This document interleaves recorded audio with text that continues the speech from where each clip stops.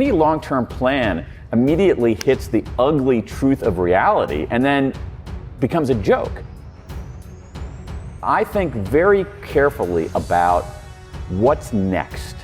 Any regrets you'd care to share? Anything that feels like, that stands out? Yeah, all kinds of regrets. I have regrets earlier in my life about not being a kind enough person, not bullying people, but actually being in situations where there was someone on the periphery or someone being left out and noticing that and not doing anything. That really bugs me.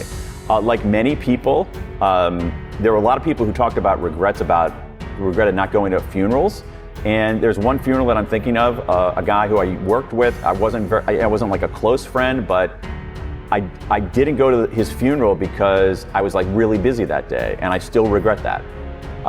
So that's a smaller one.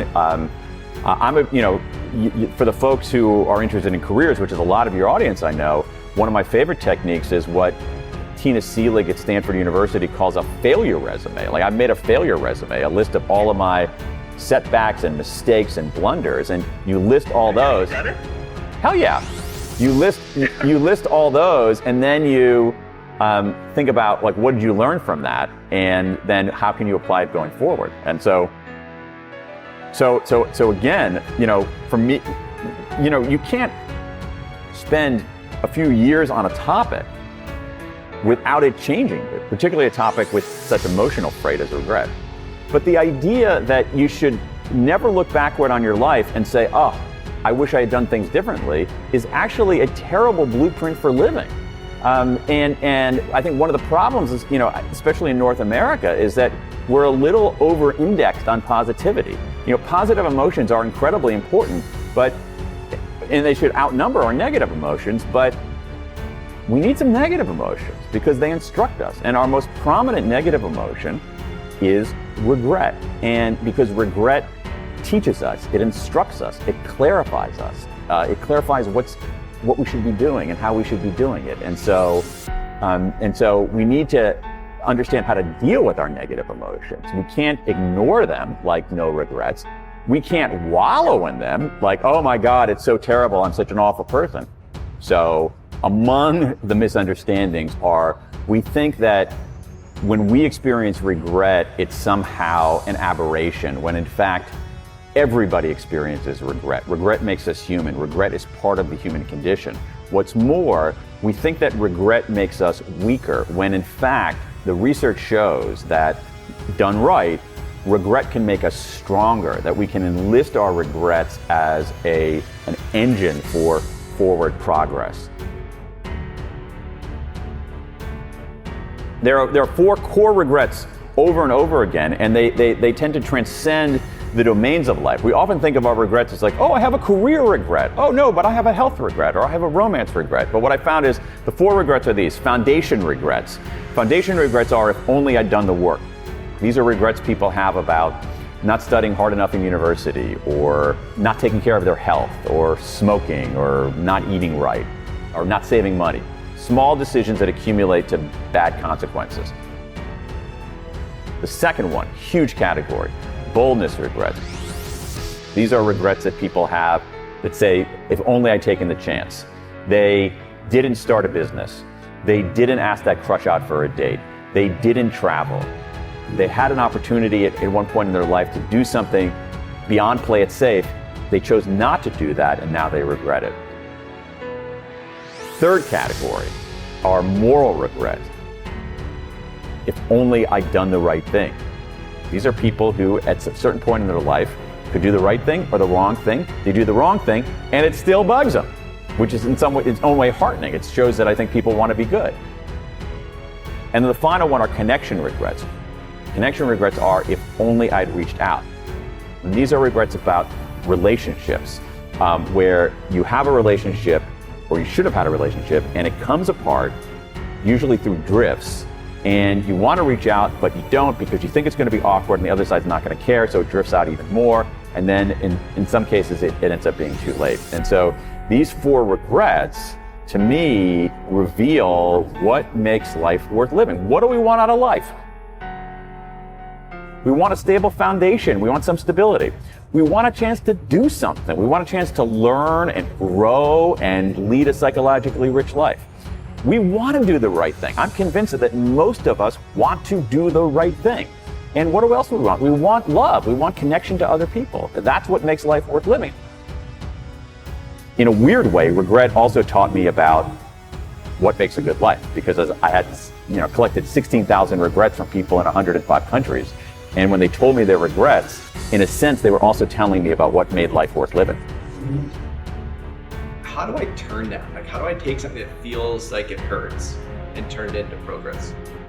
This is important. In some ways, it's central. Regret hurts. There's no question about that. But here's the thing. Regret also instructs, and you can't have one without the other. So if you avoid the pain, you don't get any of the learning. So what you have to do is be able to process that pain. And I think there's a way for us to do that, to take our regrets, use them as signals. We haven't been taught to do that. That's the problem. We have this weird approach, we have this weird view of negative emotions. Like some of us think, oh, positive all the time, That leads to delusion. Some of us get so absorbed in our negative emotions that they, in some ways, exonerate us from making progress. That's a bad idea too. What we need to do is we need to process our negative emotions in a systematic way, and I think there's a good way to do that. What we need to do is we need to think about our regrets, and when we think about our regrets, the evidence is pretty clear that they can help us make better decisions, solve problems faster, be better strategists, find greater meaning in our life.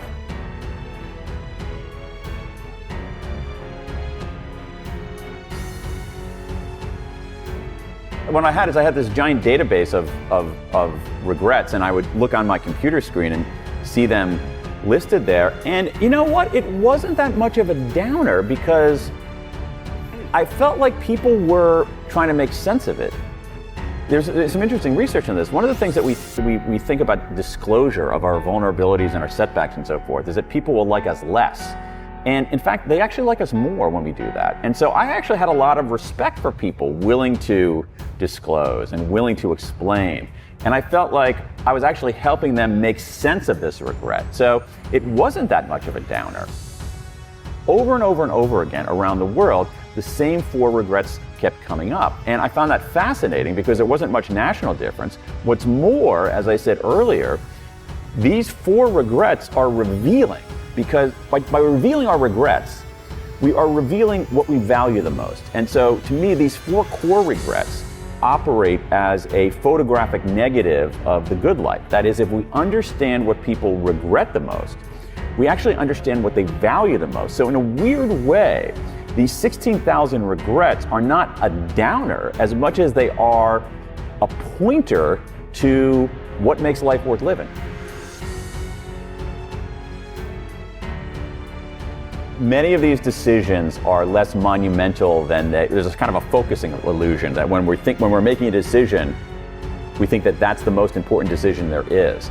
And so for me, I think a tool is to make decisions for fundamental reasons rather than instrumental reasons, which goes to what you were talking about before about careers as a line. That if we make decisions, if I decide I'm going to major in this because it's going to lead to that, which is going to lead to that, which is going to lead to that, I think that's a bad idea, because I think it's a bad bet, because you have no idea where it's going to lead.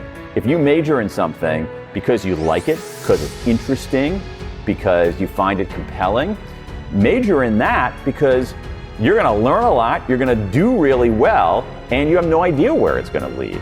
And so, the reason that I like making decisions for fundamental reasons rather than instrumental reasons is not because I have this noble view of the world. It's that instrumental reasons don't work because the world is so complicated. So you're better off just making decisions for fundamental reasons, doing things you care about that are meaningful and that contribute, and being alert to opportunity along the way, recognizing that, as you said earlier, that the path is not a path, it's the opposite of a line. It's a messy, 3-dimensional squiggle.